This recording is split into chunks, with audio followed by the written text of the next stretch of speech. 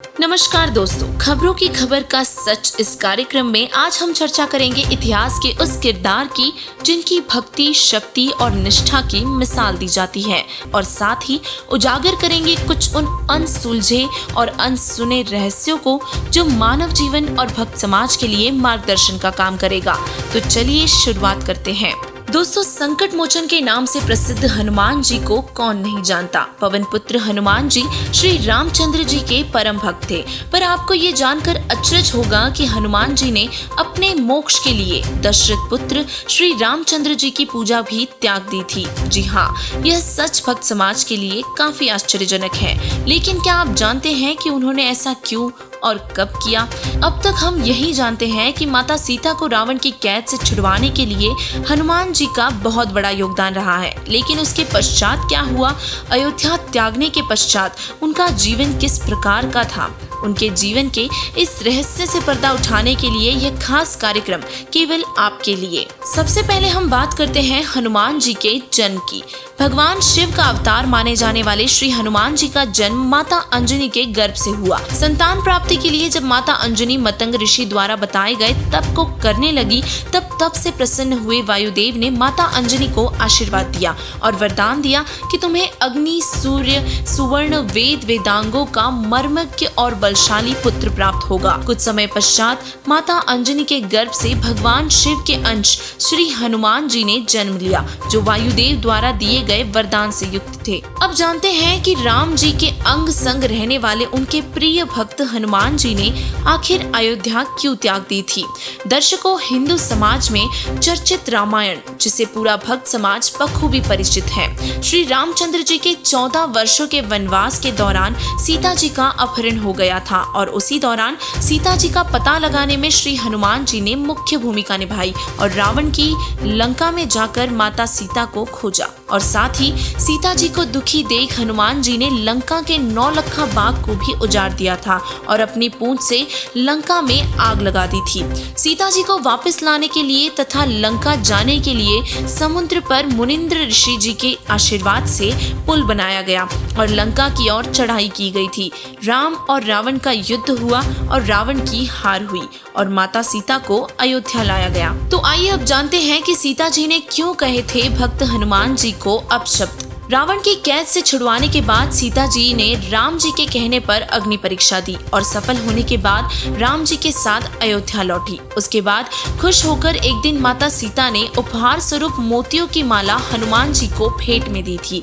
हनुमान जी माला के हर मोती को तोड़ तोड़ कर फेंक रहे थे, क्योंकि उन पर कहीं पर भी राम जी का नाम नहीं लिखा था। सीता जी को उनका ये व्यवहार अच्छा नहीं लगा और सीता जी ने हनुमान जी को बहुत कटु वचन कहे कि तू रहा बंदर का बंदर। यह सब सुनकर हनुमान जी बहुत दुखी हुए और अयोध्या त्याग दी थी। अयोध्या त्यागने के बाद एकांत स्थान पर बैठे हनुमान जी का मन बहुत ही विचलित था। उन्हें संसार में कोई अपना नहीं दिखाई दे रहा था और उसी समय एक ऋषि जी हनुमान जी के पास आए और उनसे राम राम कही। हनुमान जी ने ऋषि जी को देखा और सोच में पड़ गए। तब ऋषि जी ने उनके पास बैठे और उन्हें याद दिलाते हुए बताया कि जब आप सीता जी का कंगन लेकर आकाश मार्ग से श्री रामचंद्र जी के पास जा रहे थे और जिस स्थान पर पृथ्वी पर उतरे थे वहाँ एक पर्वत था जहाँ एक सुंदर बाग और स्वच्छ जल का सरोवर था और वहीं पास में मेरी कुटिया थी। मैं वही ऋषि हूँ। तब हनुमान जी को वो दृश्य याद आया। यह हनुमान जी के जीवन का पहला अनसुना वृत्तांत है। जिस समय हनुमान जी सीता जी का कंगन लेकर आकाश मार्ग से जा रहे थे और पृथ्वी पर एक पर्वत पर उतरे थे, वहाँ एक ऋषि जी की कुटिया थी। पास में स्वच्छ जल का सरोवर था और फल फूलों से भरा एक सुंदर बगीचा था। हनुमान जी को भूख लगी थी। सोचा कि स्नान करने के बाद कुछ फल खाऊंगा और इसीलिए स्नान करने के लिए सरोवर में उतरे और सीता जी के कंगन को पास में एक पत्थर की शिला पर रख दिया और स्नान करते करते उस कंगन से नजर नहीं हटाई कि कहीं कोई उठा न ले जाए। वह कंगन उनके लिए बहुत जरूरी था, क्योंकि सीता जी की निशानी श्री रामचंद्र जी को भी देनी थी। इसीलिए हनुमान जी स्नान करते समय भी कंगन पर नजर रखे हुए थे। तब अचानक एक बंदर उस कंगन को उठाकर वहाँ से भाग जाता है और हनुमान जी उसके पीछे भागे। वह बंदर उस ऋषि की कुटिया में प्रवेश करता है और आंगन में रखे घड़े में कंगन डालकर वहाँ से भाग जाता है। हनुमान जी की सांस में सांस आई। हनुमान जी ने जब घड़े में देखा तो उसी कंगन जैसे बहुत सारे कंगन उसमें पहले से ही पड़े हुए थे। दुविधा में आकर कुटिया में बैठे ऋषि जी के पास गए और राम राम किया। ऋषि जी ने कहा, आओ अंजनी पुत्र, मैं आपकी ही प्रतीक्षा कर रहा था। अपनी पहचान ऋषि जी के मुखकमल से सुनकर हनुमान जी आश्चर्य में पड़ गए, पर अपनी परेशानी के कारण उस विषय में नहीं पूछा और अपनी समस्या बताई। तब ऋषि जी ने कहा कि हनुमान जी, आप कौन से श्री राम की बात कर रहे हो? यह सवाल सुनकर हनुमान जी हैरानी से बोले, आप कौन सी दुनिया में रहते हो? आपको यही नहीं पता कि कौन श्री राम है?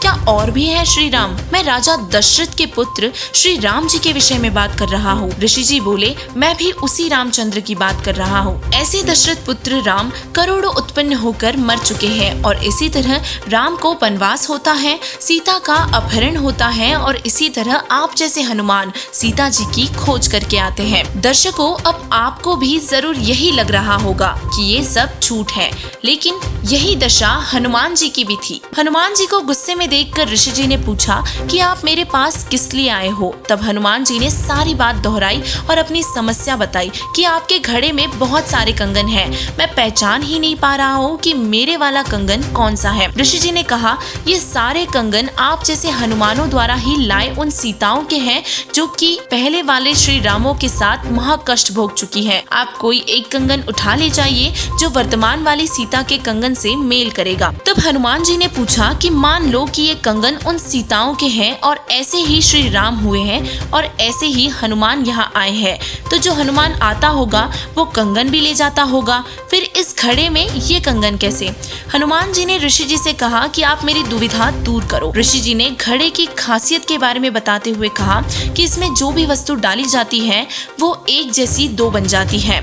ऋषि जी ने घड़े में एक पीतल की कटोरी डाली, डालते ही दो एक जैसी कटोरी हो गई। हनुमान जी ने दोनों कटोरी ली और जांचने लगे, दोनों एक जैसी ही थी। तब ऋषि जी ने कहा कि हनुमान जी, आप निसंकोच कंगन ले जाइए और रामचंद्र से पहचान करवाइए। तब ऋषि जी हनुमान जी से कुछ वार्तालाप करने लगे और उन्हें तत्व ज्ञान समझाने लगे।